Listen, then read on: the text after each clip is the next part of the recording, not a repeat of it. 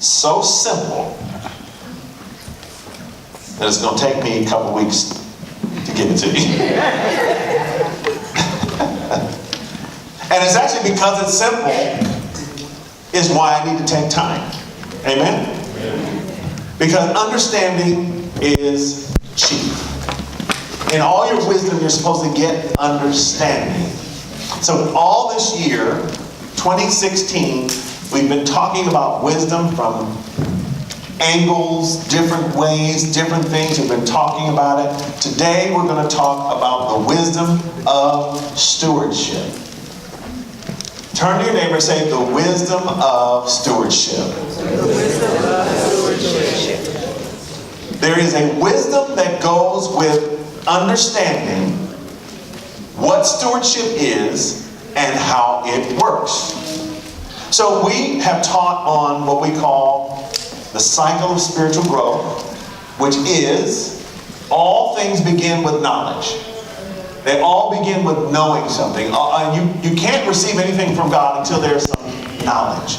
With that knowledge, then that knowledge has to be translated into a revelation in which God explains to you in only a way that God can that He is doing something.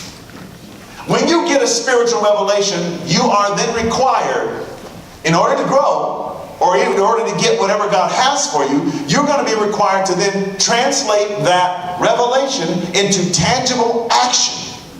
And God will give us direction, but it always begins with God first giving us a revelation, and then we know what we need to do.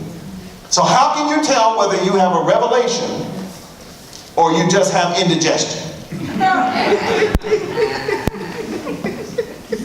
Indigestion leaves you with a sense of, I know something, but I just don't know what to do. Revelation always says, I know something, and I know what to do.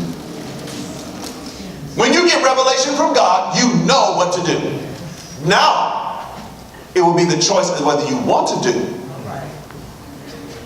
what you've been shown to do. But you will know what to do.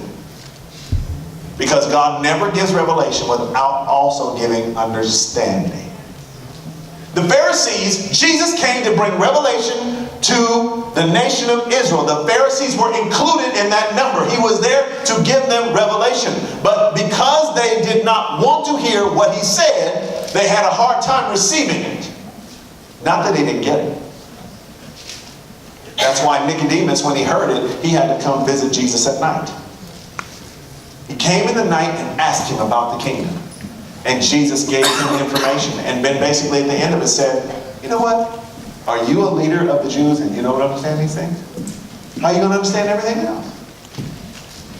So the same word that came, the same revelation that came to all the disciples, came to the Pharisees and the Sadducees, but because their structure was built on something different, they would not receive what He said. It was simple. They had these complex rules and laws, and they had all this stuff that took the original commandments of God and they added a whole bunch of things to it.